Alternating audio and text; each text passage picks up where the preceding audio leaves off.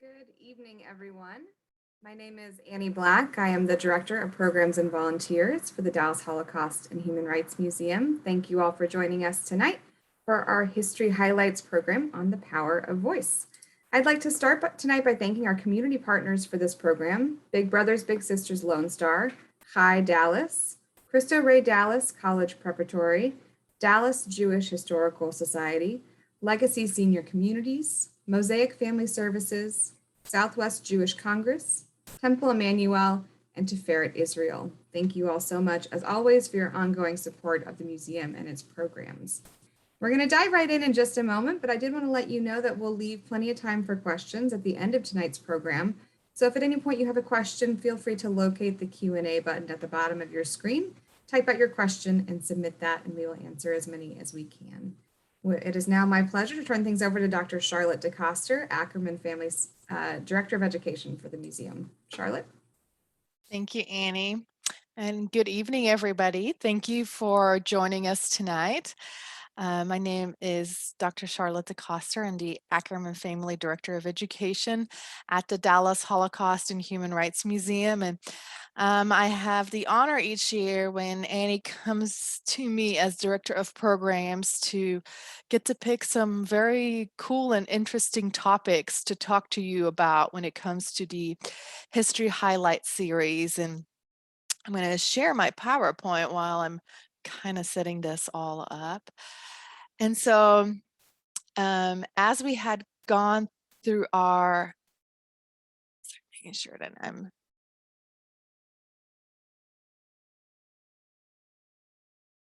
Annie, can you give me some assistance to see if this is sharing right? My computer is not doing. It looks like it's trying to. We have the started screen sharing message, but it hasn't quite opened up yet. Okay. Maybe we'll give it a second, and if you could try it again, maybe if it doesn't stick. Yeah. It's thinking. Well, okay. I'll introduce a little bit more of what where I was going. Okay, there we go. And now it's like working with me. There we go. Y'all can see now? Yes, now we're good. Great. Thank you. Thank you.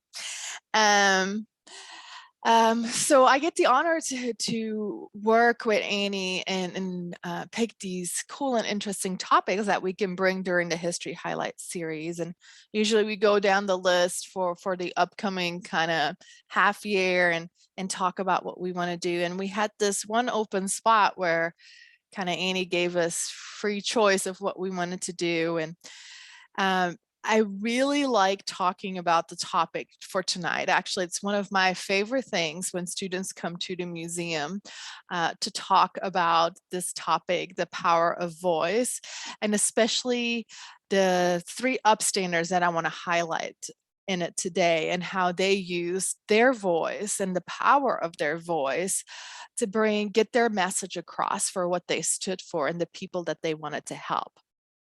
So I apologize if I kind of get excited while I'm talking tonight, because this is something that I frequently share and is really close to me, and what I think is very important message. So if you have questions as I'm going, please feel free to put them in the Q&A. As Annie said, I'll already answer them as I'm going, so I'll have it kind of open. If you want to ask those questions, please add them in there, and I'll take kind of a break to answer them if it fits in where I am going. If not, I can take them at the end too. I promise I will make some time as well. Let's see. Okay. So as I mentioned, I spend a lot of time actually when I work with students in the exhibit to talk about it. And we actually do quite a bit of programming on the concept of voice and speaking up throughout the museum. And especially in our final wing, our Pivot to America wing in the exhibition, does this become really important, because here we address the topic of American ideals, American reality, and repair. And this concept is founded on the principle that our nation, our community, our society is founded on these human rights ideals that are listed in these founding documents, such as the Declaration of Independence, the Constitution, and the Bill of Rights. Concepts like all men are created equal, or we the people, right? Which might seem a very simple wording, but it really states that we as Americans now get the following rights that are in our Constitution and Bill of Rights. Freedom of expression, freedom of speech, all these basic human rights that we get with that. But then let's be honest, right? Is that reality part in the concept is that while we say we the people, not all Americans always got those rights or get those rights, those ideals that we set for ourselves. And it takes people to stand up. It requires continuous participation of people who want to drive repair, want to create change, want to work to reach those ideals. And that is really important. And it takes frequently people with a very powerful voice. Now, here at the museum, we call those people upstanders. If you walked into our exhibition, the first thing you see is this big bright red wall. And those upstanders are those drivers of those ideals, right? For us to work towards those ideals. An upstander to us is a person who stands up for other people and their rights, a person who combats injustice, inequality, or unfairness, and a person who sees something wrong and works to make it right. And I always tell our visitors that last sentence is the key thing. It's understanding that something is just wrong and we need to work to make it right. Different tools can be used to drive that change, and upstanders use different methods. But voice is a very strong method. Usually we think of powerful voices. We think of these celebrities, right, speaking. We think of some of these famous civil rights leaders like Reverend Dr. Martin Luther King Jr. speaking on these large stages, these big podiums. We think of newscasters. We think of people who already have that stage. But a lot of times, the true power of voice doesn't come from that big stage. It doesn't come from people with a lot of political strength or celebrity strength. Oftentimes, the voice comes from a small minority, from a small group. They're usually people who work within a system that works against them. And they know that they need to work to make their voice heard. And they work within themselves to make their voice stronger. And oftentimes they do it in their small local community. They understand that not necessarily the stage needs to be big. It doesn't need to be national. Or sometimes they start small and it grows and it grows. Today, I want to look at 3 of these upstanders, 3 Texans, 3 women, Barbara Jordan, Jovita Idar, and Juanita Craft. Each in their own time used their voice to stand for what was right to them. Their voice became a rallying call, first for a few, then for the many. It was heard then, but still today, when we read their voice, in case of Idar, or when we hear their voice with Kraft and Barbara Jordan, it resonates. The meaning has not changed. The power has not changed, and it lasts till today. I hope y'all are ready to start this journey. What I'm going to do is for each of these women, give a little bit of a bio and how they used their words. And I don't want to spend too much time on it. When I'm going to be talking about Idar, I'm actually going to and give her bio. I'm actually going to use her words. Of course, most of her work we have from her writings and how she used it. We know also that she spoke quite frequently as well, but we do not have a recording of that. When we come to Kraft and Jordan, I do want you to listen to their voice too, because there's one thing of me talking and using these words and saying that, but I do not have that power that these women had to convey that same message, because it is their message and it is their strength. So I want them to convey it to you as well. So we're going to listen to them a little bit tonight as well. So here we go. I want to start with Jovita Idar, a voice for Tejanos. Idar was born in Laredo, Texas, just on the, we call the borderlands of Texas and Mexico. She was the second of 8 children and grew up in a home where language, the word, writing, and education was very highly valued. Her father was in the reporting business and owned his own printing press. But Idar first chose a very different career. She got her teaching certificate, which just shows that her parents really pushed her education, and was really unique for a Tejano at that point to be able to have a teaching certificate and go out there and teach in a community. Idar could have picked a lot of communities to teach, but she chose a very small borderland community near Laredo called Los Ojuelos, Texas, where she taught. Mainly her students came from small Tejano ranching communities near Ojuelos, Texas. The conditions were very poor. Actually, you can see a picture here on my slide that has the building on there that she taught at in Los Ojuelos. Very small, very limited. It gets hot there when we get to the late spring and summer months. So the conditions were pretty horrible during that. Idar realized very quickly that there was limited to no books available for students. Oftentimes there wasn't even seating, or if there was chairs available or any desks, they were broken down. Most notably, she noticed, and what she really quickly realized, is that racial segregation at that point, especially for what we consider Mexican American children, was really damaging their opportunity for education.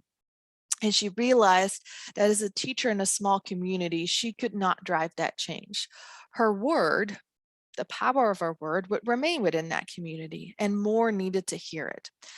And that's where it really changed for her. She really changed her mindset and started really fighting for the improvement for Tejanos in education, but also Mexican Americans, and also living conditions.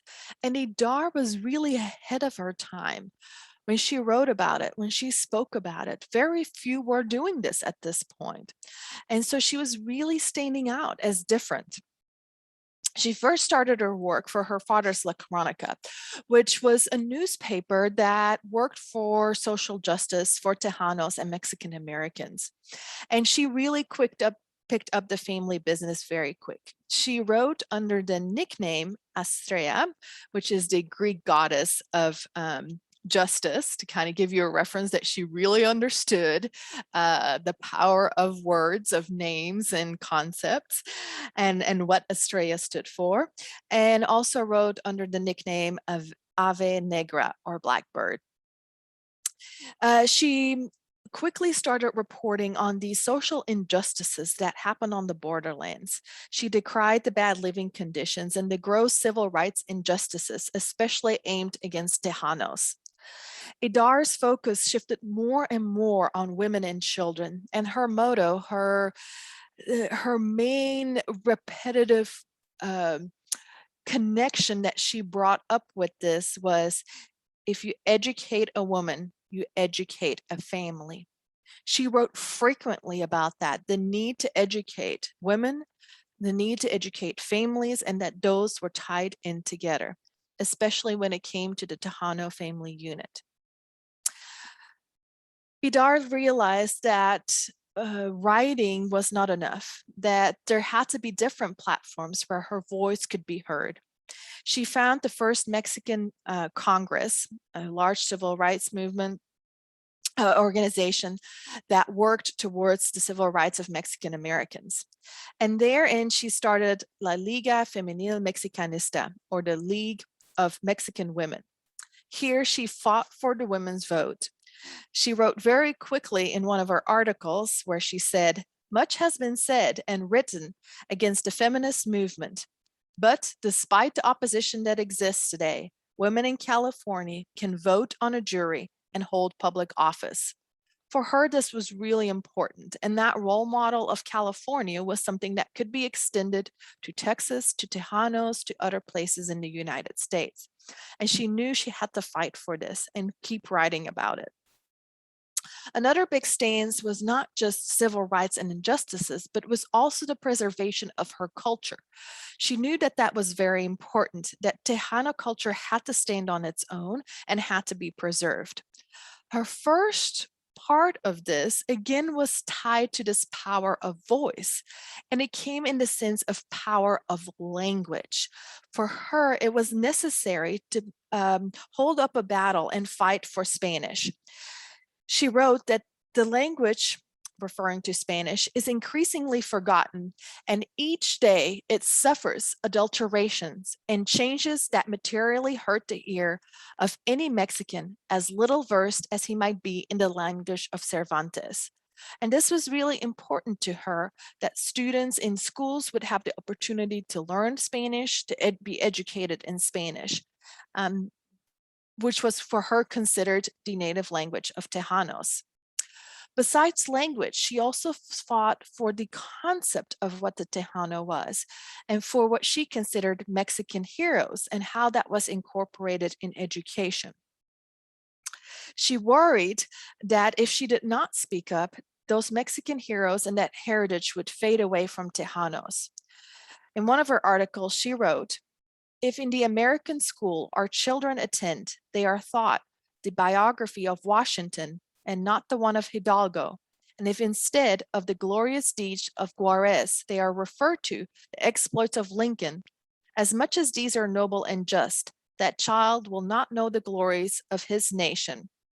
He will not love her, and he might not even see his parents' countrymen with indifference." For her, Tejano culture was very closely connected to Mexican culture, and that could not be forgotten. And she really believed that she was the voice for it and was very powerful getting that across to her community and her society, making her a very powerful voice for Tejanos with that.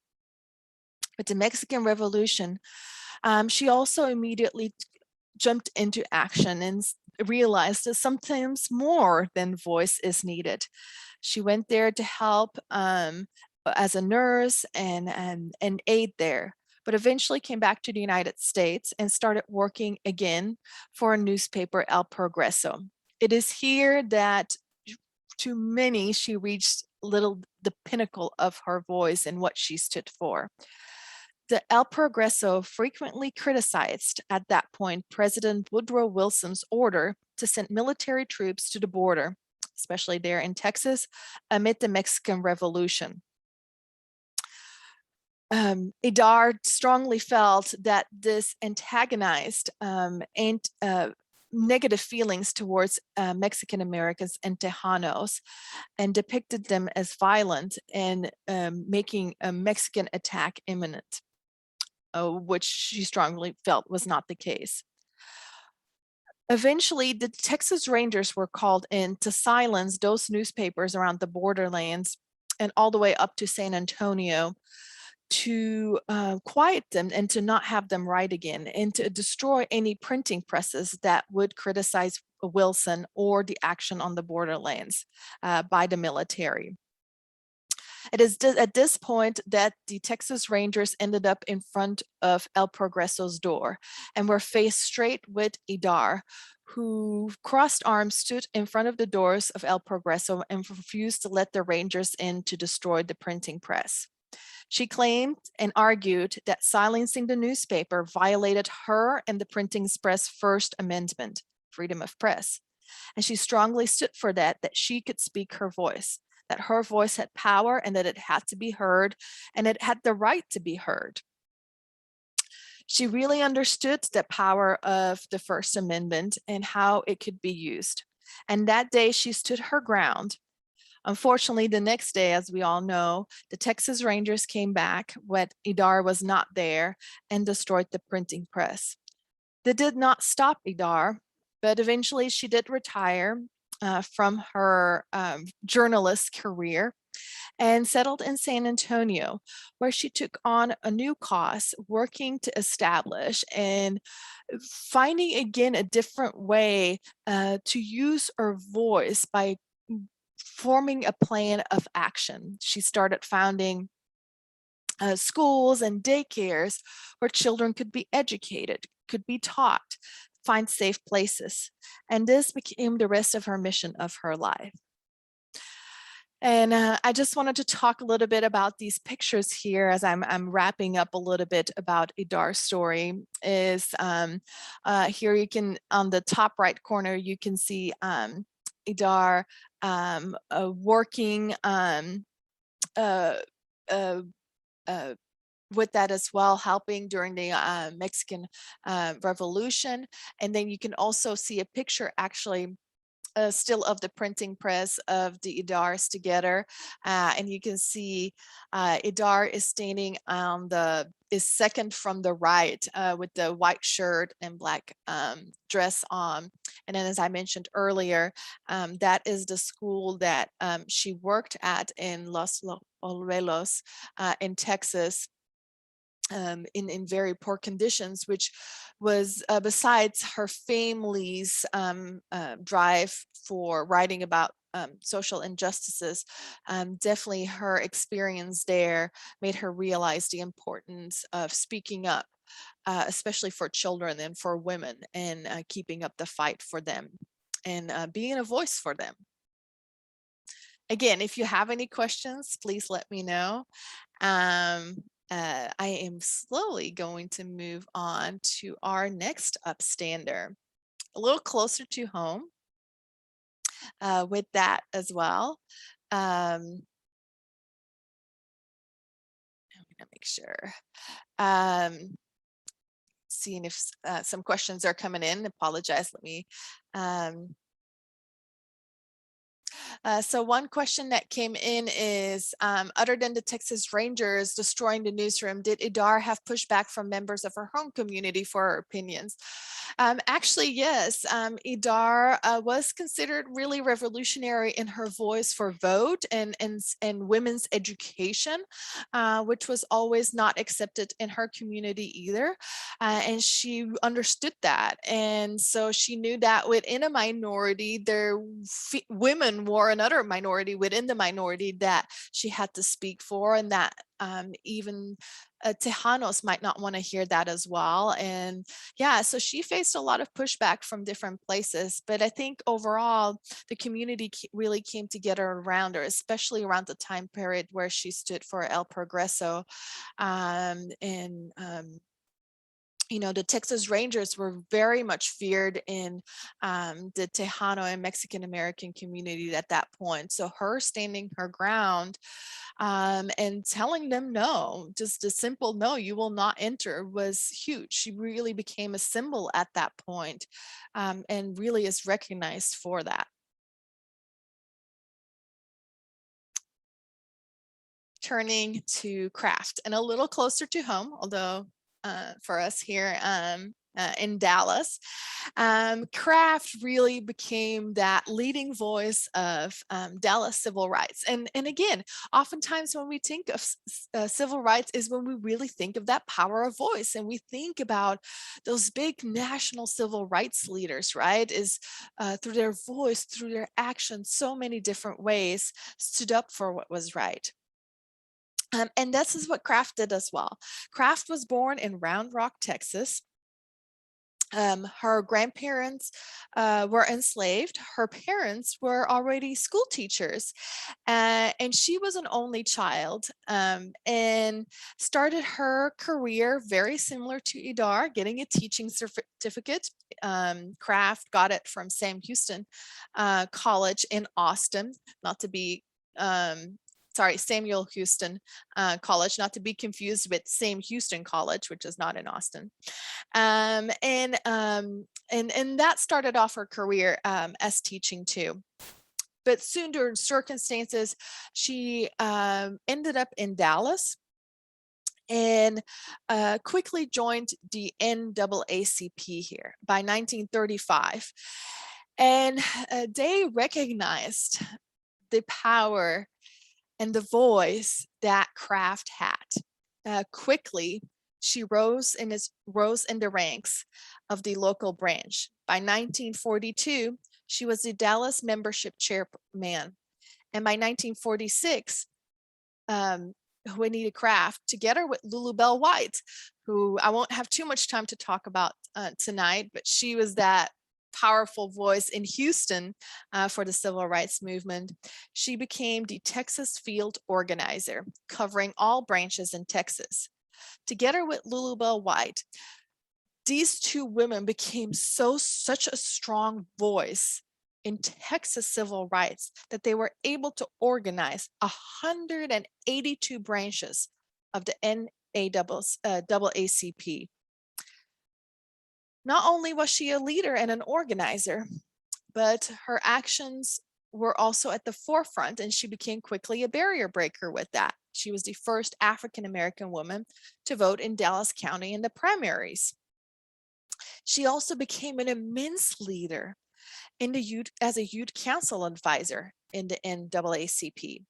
Actually, her youth unit became a prototype for all NAACP youth groups across the United States. They actually came to her to listen to her and talk to her and learn from her how to take that back to their towns and cities. Things she did was, first of all, attempt to enroll the first African-American student at North Texas State College, really pushing the Black Free Board. But she's probably most famous for organizing her youth groups to picket, and you can actually see a picture of here, and the state fair is going on right now in Dallas too, for picketing Negro Appreciation Day at the state fair. Basically, this was a segregated day, and only on that day, African Americans were allowed to attend the state fair. And you can see her youth unit right here holding signs. Today is Negro Appreciation Day at the fair. Stay out. Dallas Youth NAACP. And this was one way she, through her youth unit and councils, had her voice heard. She also led and organized many of the sit-ins and peaceful protests against segregation in Dallas, mainly the ones of public transportation in the city of Dallas, lunch counters, and department stores. This really made her the center and organizer of much of the Dallas civil rights movement. It all came to a culminating point that one day, and we have it in our exhibit at the museum too, at the Piccadilly Cafeteria in downtown Dallas in May of 1964, when a young Clarence Broadnax refused to leave the Piccadilly Cafeteria after he was told to leave by the manager. Kraft found out about this from news reports, but it wasn't until Kraft called together, used the power of her voice, that the sit-in really started. She called and people came. It became one of the largest civil rights sit-ins in Dallas, lasting for 28 days. Eventually, the manager gave in and the Piccadilly Cafeteria was integrated. Soon after, the Civil Rights Act was passed, but this was not the end of Kraft's voice. She became really the center of which to push for additional African-American rights and to make sure that the Civil Rights Act was followed in the city of Dallas and Texas. To ensure this, but also the rights for others, she joined the Dallas City Council in 1975 and remained on it for 4 years. Here, she not only stood for African-American rights, but for many whose rights were infringed in the city of Dallas. Kraft always claimed that she had no children, but instead adopted the world. And I think that is just one of those, powerful statements of how she viewed life and how important it was when she used that voice, that it was really to her, all of her children, that she stood for. I want to highlight some of these photos here before I let you listen to Kraft herself. I already talked on the top left corner about her youth picketing groups, but there's another one below it as well, of how she gathered these women together, encouraged them, empowered them to show up. You can also see her here as kind of the lone woman standing around in the middle of the NAACP leaders for the Dallas branch. And then on the towards the end of her career, just after she retired from the Dallas City Council, the picture on the top right, still in the community, she led many different campaigns. One of my favorite parts is that a few years ago I was like looking up things on Kraft, and there's this really famous picture of her sitting, and you can see she's just done speaking to a whole crowd, and she's sitting in around all of these bags around her. And it's actually when she's a little bit older than the picture on the top right corner, and she was leading anti-littering in Dallas County campaign. And this was after she had already left the council, and still she was, became that rallying voice in this case for an anti-littering campaign, cleaning the streets, and really again used her voice for something that really mattered for her. And again, right, is that upstander behavior that I talked about, is she saw something wrong and worked to make it right. In this case, very different from some of the other things I've talked about. And then finally, that colorful picture here is actually the Juanita Craft House. It's actually a picture from more recent, from more today. It is a symbol in our community with that as well. And this house was kind of the gathering place for where much of the civil rights movement in Dallas came together. And that just shows again, right? People knew that she was the center of everything. Both local and national leaders would frequently gather here. And this is where the big conversations, the planning, the organizing frequently happened. This is such a treasure to have in our community, such a, really focal place. I did want to highlight that as well, is because we do have some, while Kraft is no longer with us, we do have some of that remaining, these almost local treasures here that are important to preserve, so we can teach, our future generations about the power that Kraft stood for. One question that came in is, who is the gentleman, the white gentleman that is standing there in the middle? That is a good question. I actually don't know that either. So I can see the name, Judith, I can see your question coming in. I'm going to look that up and I'll try to reach out to you and get that answer to you. It's a very famous image of the NAACP Dallas chapter in the beginning. So you might want to, you might actually be able to find it online yourself too. But that is a good question. I actually don't know the answer to that one. So thank you for asking that. Now I'm curious too, and I'll have to look that one up.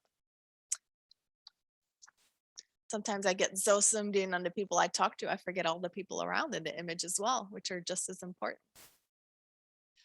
Okay, enough of me talking. And now I just realized I might have not shared my sound, so I need to make sure I have my sound on. Okay. Time to actually hear from Kraft, because as I said earlier, I can talk and talk and talk, but the only person who can truly share the power of her voice and of her words is Kraft herself. So what I want to share is a clip that we have in our Texas Upstander wall in our Pivot to America wing as well. And it is her talking about the civil rights, part of a testimony of her talking about the civil rights movement in Dallas, and how she viewed her role of it, but just in general, how she viewed that. And it is very craft. You know, we're going to hear from Jordan in a little bit, and it's a very different passion, both very passionate, both very empowering messages and strong messages, but delivered in a very different way. So pay attention to those words. And again, you're welcome to share in the Q&A afterwards, after we've listened to it, what stood out to you in this audio as well. So, okay, let's hope technology works with us and that this is going to do its thing. The segregation that existed then was unthinkable, and I swear that no child can be rid of this country without prejudice. You take the Indian, the Mexican, everybody is clamoring to be an American citizen. That's why I don't use a term that I'm black. I'm not black. My shoes are black. And I'm saying if we can forget the outside and accept a person for what he can give from the inside, then I think the country would be in a much better shape. I contend that I'm an American of African descent. When it comes to war, we accept it. We've been cannon fodder for most of the wars that we've participated in. But when it comes to a job, that's different.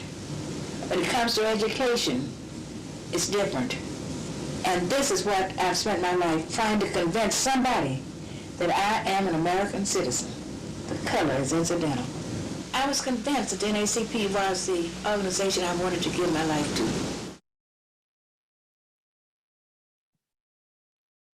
So, like I said, sometimes very simple, straightforward words get a very strong message across. And I actually,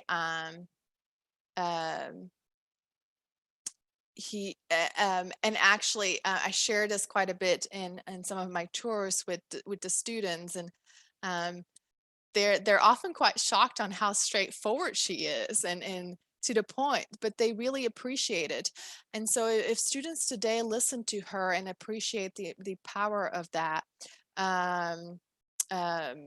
it it just shows how the power she had back then as well. Yeah, and I'm getting from all kinds of directions. People are looking up who the gentleman is. He is actually not white. He's African American as well. He's not Caucasian. Then that is Walter White. It is actually Walter Francis White, and he has lengthy Wikipedia articles himself. So maybe another one you want to look up for. And he was the national president and executive secretary for the NAACP from 29 to 55.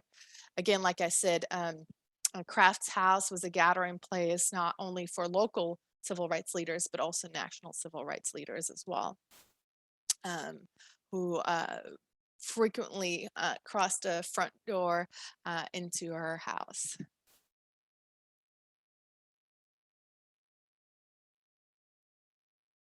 Okay, last but not least, Barbara Jordan. I put here a voice for all in politics. But that's not necessarily where it started. I want to start at the beginning with Jordan, because this is really that example of an upstander starting small in their community and realizing that change needed to happen right there in their community. And then that community grew larger and larger until it was a national community. Jordan was born in Houston, Texas. I think we've now covered almost all corners of Texas here. She attended Texas Southern University and got her law degree from Boston University, and then soon passed the bar in Massachusetts and Texas. Again, like our two other upstanders, actually started her career teaching at Tuskegee Institute.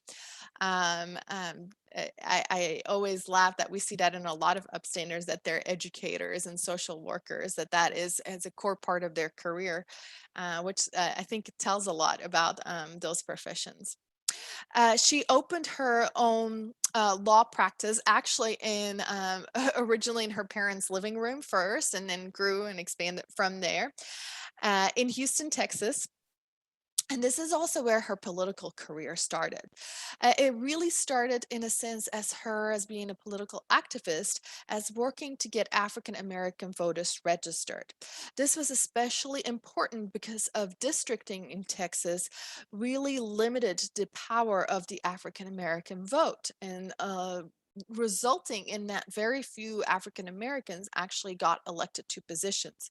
Jordan is actually an example of it. She ran twice for state office and lost because of districting.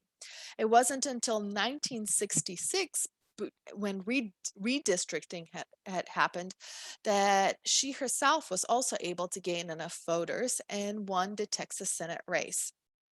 And this really changed everything. As soon as Jordan reached the Texas Senate, her reputation spread very quickly. She had a reputation for being for a non-confrontational approach, but also as a pragmatist with this booming, powerful voice. And we're going to hear it. If you've not heard it, um, I'm going to share it with you here very soon. I'm telling you, most of the students that walk through our museum have never heard her. And so when they hear her for the first time, they're really impressed by literally that power of her voice, that booming voice with it. And she used that voice not just for the quality of it, but also the power that it stood for.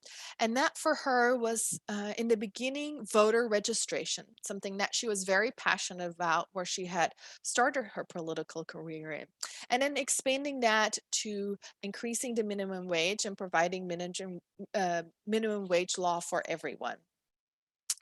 Her immediate early career drew the attention of eventually President Lyndon B. Johnson, who helped support her and especially helped her gather donors for a national campaign.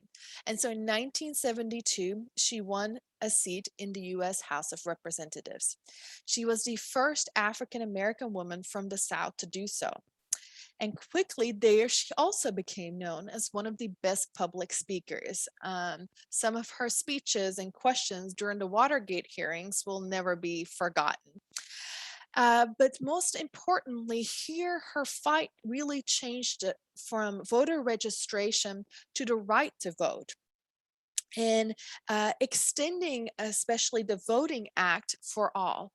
For her, this was looking back at her own Texas community now that she had a national stage to use her voice, and extending the Voter Rights Act to Hispanics as well. And this was a big cause and what she worked for very hard, making sure that now that her voice was heard on a national stage, this was important. And she realized this was a big part of her community in Texas. But mostly she is known for her keynote speech at the Democratic National Convention in 1976. She was not only the first woman to do so, but the first African Americans as well to be invited to give this keynote. Her theme of the theme of her speech, which I always say is the most the theme that resonates forever, and I think that's why people connect so much with this speech, was unity, equality, accountability, and last but not least, American ideals. I think this is why I love this speech so much, and that pivot to America wing. It brings everything nicely, that whole message of the end of our exhibition, so wonderfully together. But in the sense is those words and the power. Again, I could read this speech and not get the power across. It needs to come from Jordan herself, because it is not just the words itself, the meaning behind the words that she gave in that keynote, but the power and the passion behind it that resonated with everybody in the audience then, and that resonate with the kids that walk in our exhibit today and hear it. That's why it's that power that lies in it that is so important. Before we look at some of the pictures here, and before we move on, I want to let you know that after Jordan retired from politics, she went back to her teaching career and started teaching it as a professor at the University of Texas Austin at the LBJ School of Public Affairs, and really there became a very well-known professor, again sharing her voice as well, and sharing her message on a very different stage, and realizing that this platform in education was just as important. So it's kind of like everything came back full circle, starting her teaching career at the Tuskegee Institute and ending at the University of Texas Austin. Okay, and then so some of the pictures I want to share too is, of course, uh, on the top right, Jordan being sworn in for the Texas Senate, and you can see a much younger Jordan there, all the way to Jordan in the middle of her career as a speaker for the House of Representatives, and then of course with President Carter right there as well, who definitely was aided with that amazing keynote speech as well.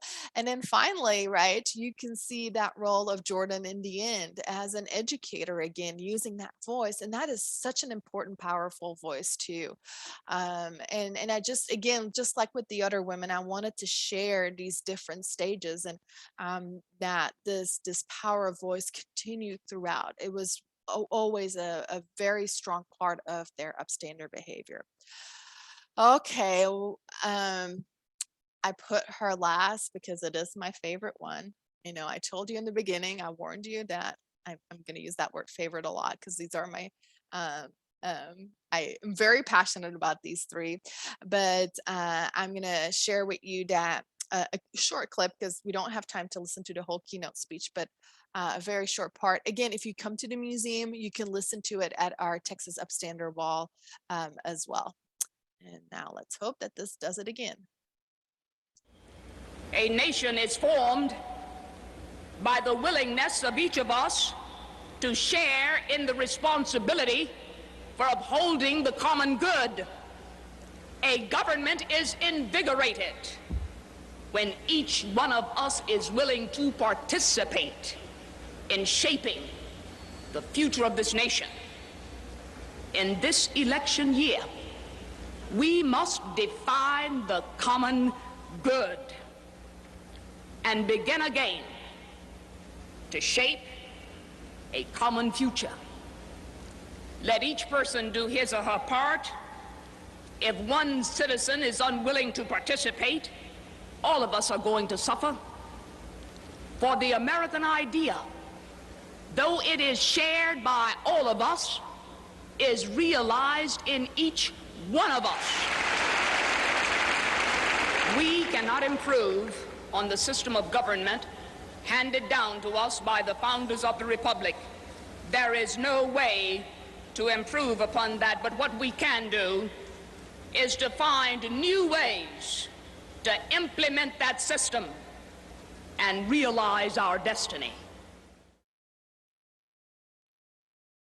And again, this is just a short clip of it. If you get the chance, it's widely available on YouTube. I think it is actually from the National Library available as well. So there's many places where you can listen to the full thing, and I really recommend, if you've not done so, especially if you're like me, if you were born after this speech, and you've never had the opportunity to listen to it, I really recommend it. You know, it does resonate still with many conversations that we have today, and you can hear her power and her strength throughout it. Okay. I wanted to just leave it open for questions here at the end. And I know this is not particularly a talk that might instigate a lot of questions, as it is very biography focused, but please feel free to ask any questions. And I'm going to stop my share too.